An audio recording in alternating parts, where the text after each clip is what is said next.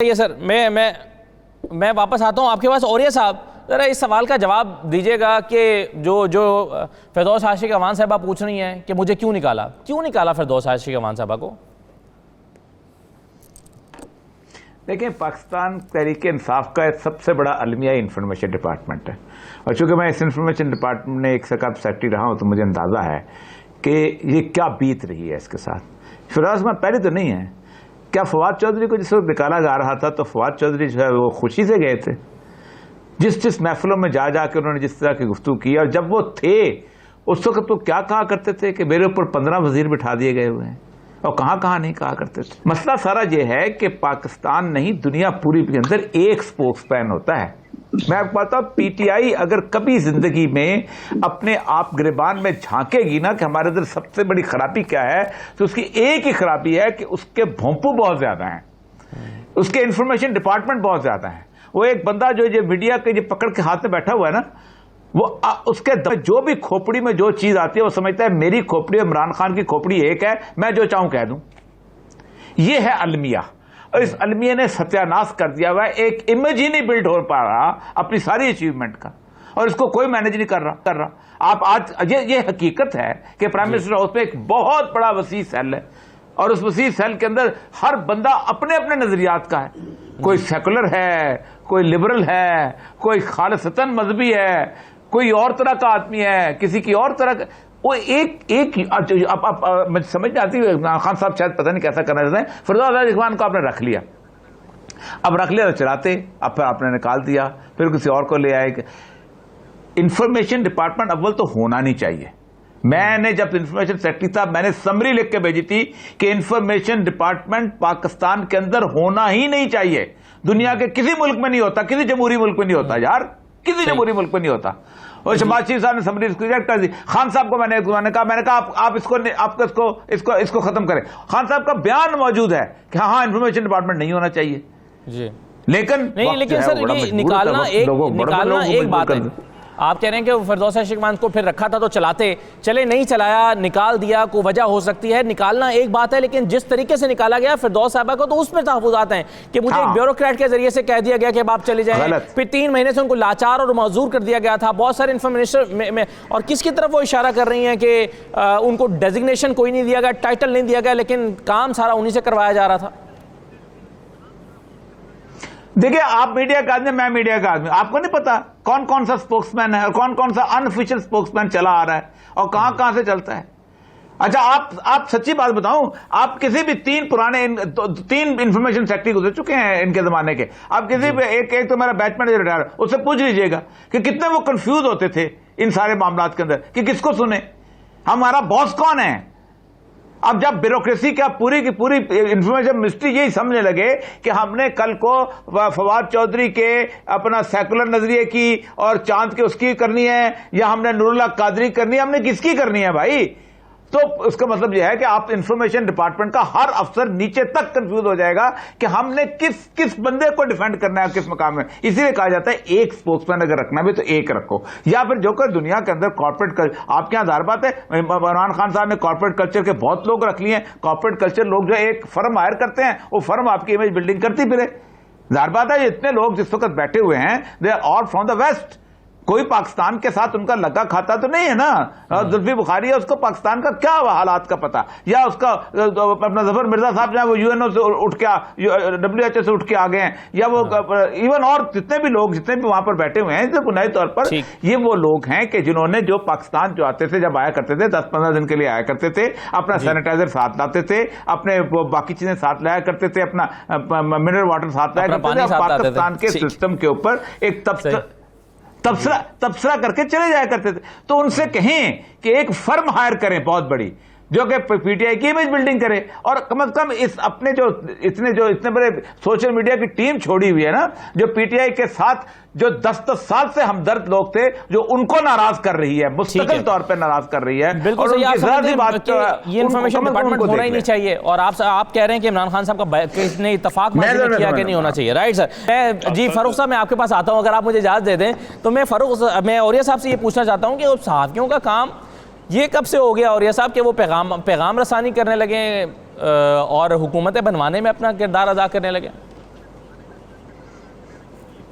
پھر تو مجھے مجید نظامی صاحب کی پوری آٹوبایوگرافی دوبارہ لکھنی پڑے گی، اس لیے کہ مجید نظامی صاحب نے کام بہت دفعہ کیا، بار بار کیا ہے اور اشاد عارف صاحب گواہ ہیں اس کے، اور اشاد صاحب تو ان کے ساتھ بہت عرصہ رہے، اور صحافی بہت کام کرتے رہے ہیں، بڑے کام کی چیز ہوتے ہیں، اور یہ مت سوچیں کہ صحافی ایسا کام نہیں کرتے، اور بلکہ صحافی زیادہ سیف ہوتا ہے پیغامات لانے لے جانے کا، اور اس میں کوئی شک نہیں ہے۔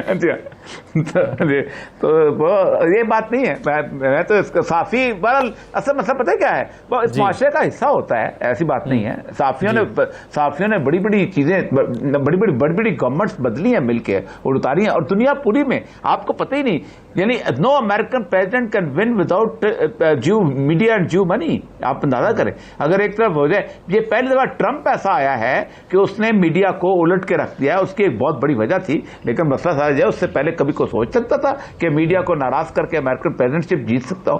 امپاسبل اتنی تو صحافی تو بادشاہ گر ہوتے ہیں سر۔ صحیح، بادشاہ گر ہوتے ہیں۔ رائٹ جی صاحب، آپ سے شروع کرتا ہوں۔ انہوں نے آخر میں یہ بھی کہا کہ شہباز شریف کے ستارے گردش میں ہیں، تو کیا اب ایک پہلا سوال بنیادی ہے کہ کیا واقعی اپوزیشن کی یہ خواہش ہے کہ 18ویں ترمیم پر اگر آپ کو ہمارا ساتھ چاہیے تو نیب سے ہمیں ریلیکسیشن دے؟ شیخ رشید صاحب سیاست کے ایک ایسے موڑ پہ پہنچے ہیں کہ ان کے بیانات کو وہ امپارٹنس نہیں دی جانی چاہیے، نہیں دی جا رہی ہے جو کسی زمانے میں ان کو دی جاتی تھی۔ یہ ہوا میں باتیں کرتے ہیں، ان میں سے کچھ صحیح ثابت ہوتے ہیں، کچھ غلط ثابت ہوتے ہیں۔ دیکھنا یہ ہے کہ اس وقت تکلیف میں سب سے زیادہ نیب کی وجہ سے کون ہے۔ جہاں تک اپوزیشن کا تعلق ہے، اپوزیشن کے جتنے بھی لوگ نیب کے سامنے آئے، سب کے سب ضمانتوں پہ باہر نکلے ہیں، کسی کے اوپر ایک کیس بھی ثابت نہیں ہوا ہے سوائے شہباز شریف صاحب کے بیٹے کے، اور ان کا کیس بھی ابھی سپریم کورٹ میں ضمانت کے لیے گیا ہوا ہے۔ اس وقت نیب کو جو الزام تراشی نیب کے اوپر کی جا رہی ہے وہ یہ ہے کہ حکومتی پارٹی کے کسی آدمی کے اوپر انہوں نے ہاتھ تک نہیں رکھا، بے شمار الزامات کے باوجود بھی کوئی انیشیشن، کوئی ابتدائیہ وہاں سے نہیں ہوا۔ اور پھر کئی مرتبہ یہ بیانات بھی آئے نیب کے چیئرمین کی طرف سے کہ ابھی میں اس طرف بھی اپنی نظر میں پھیروں گا اور ادھر میں کارروائی کروں گا۔ اب اگر کسی نے کنسیشن لینا ہے نیب کے لیے، نیب کے معاملے کو کمزور کرنے کے لیے، سافٹ کرنے کے لیے، رعایت لینے کے لیے، اس وقت ہم تو اپنے باری بھگت چکے ہیں، یہ باری ابھی حکومت کی ہے۔ اور شیخ صاحب کئی مرتبہ زبانی باتیں بھی کرتے ہیں، شاید ان کا مقصد حکومت سے ہو کہ حکومت چاہتی ہے کہ اس وقت نیب کے قانون میں نرمی لایا جائے اور 18ویں ترمیم کو سامنے شوشے کے طور پر۔ رائٹ سر، آپ کہہ رہے ہیں کہ ڈیل جو ہے وہ اپوزیشن کی طرف سے نہیں، حکومت کی طرف سے ہونے کی کوشش ہو رہی ہے۔ فاروق حبیب صاحب، یہ آپ جو شیخ رشید کہتے ہیں پی ٹی آئی اس کی حمایت بھی کرتی ہے، یعنی خاص طور پر اس اسٹیٹمنٹ کی حمایت کر رہی ہے پی ٹی آئی اور حکومت؟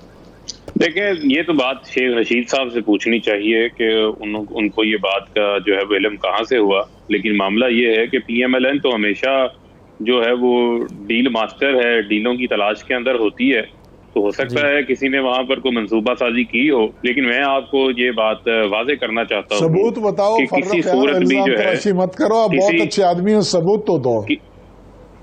کسی صورت بھی نہیں، میں تو ماضی کے حوالے دے سکتا ہوں نا جنرل صاحب، میں تو ماضی کی باتیں کر رہا ہوں، گستاخی ماضی کے کہاں ڈیل کی بھائی؟ آپ کو میری بات بری لگی ہو؟ فرق میں آپ کی بہت پیار کرتا ہوں آپ سے، کسی ایک کی بات بتاؤ جہاں ڈیل کے نتیجے میں ان کو فائدہ ہوا۔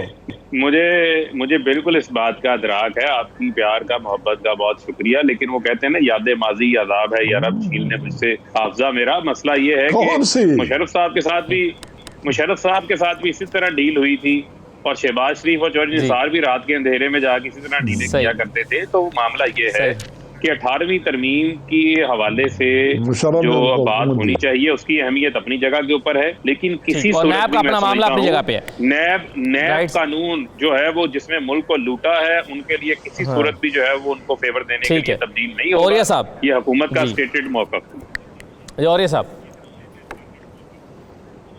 دیکھیں، ایک تو بہت بڑی حقیقت یہ سمجھ لینی چاہیے کہ پاکستان تحریک انصاف جو ہے وہ 18ویں ترمیم باوجود اپنی خواہش کے نہیں کر سکتی، کیونکہ اس پر عددی اکثریت موجود نہیں ہے۔ اس کو دونوں پارٹیوں کو ساتھ ملانا پڑے گا۔ جب آپ دونوں پارٹیوں کو ساتھ ملاتے ہیں تو آپ کیا ان کو آفر کریں؟ کوئی نہ کوئی آفر دیتے. پاکستان کی سیاست جو ہے ابھی تک اصولی سیاست میں ڈھلی نہیں ہے. اس بات کو بھی آپ تسلیم کر لیں کہ آپ پاکستان کی سیاست, اگر کوئی شخص یہ کہتا ہے کہ 77 سال کے بعد ہم نے کوئی اصولی سیاست کا راستہ اختیار کر چل پڑے, نہیں, ایسی بات نہیں ہے. اصولی سیاست جہاں ہوتی ہے وہاں لوگ حکومتیں چھوڑ دیا کرتے ہیں کہ ہم نہیں چلتے. وہاں لوگ کہتے ہیں کہ بس ٹھیک ہے آئندہ ہم جیت جائیں گے. وہاں الیکٹیبلز نہیں آتے, باقی لوگ ہم ایک جیسے کہتے ہیں مرنجا مرنج قسم کی ملی جلی حکومت کر رہے ہیں. تو لینا دینا پڑے گا, اتنا مجھے اتنا اندازہ. اگر واقعی 18ویں ترمیم کے لیے لوگ لینا دینا یعنی اس کے بغیر نہیں ہوگا. بات یہ ہے کہ اگر تو ریاست نے یہ فیصلہ کیا ہے کہ جو قباحتیں 18ویں ترمیم کے سامنے آ چکے ہیں, خاص طور پر کرونا کے بحران میں, اس میں تبدیلی لانی ہے, تو میرا خیال ہے سیاسی جماعتیں, خواہ مسلم لیگ ہو, پیپلز پارٹی ہو, وہ اس ملک کی جماعتیں ہیں, وہ بھی سمجھتے ہیں.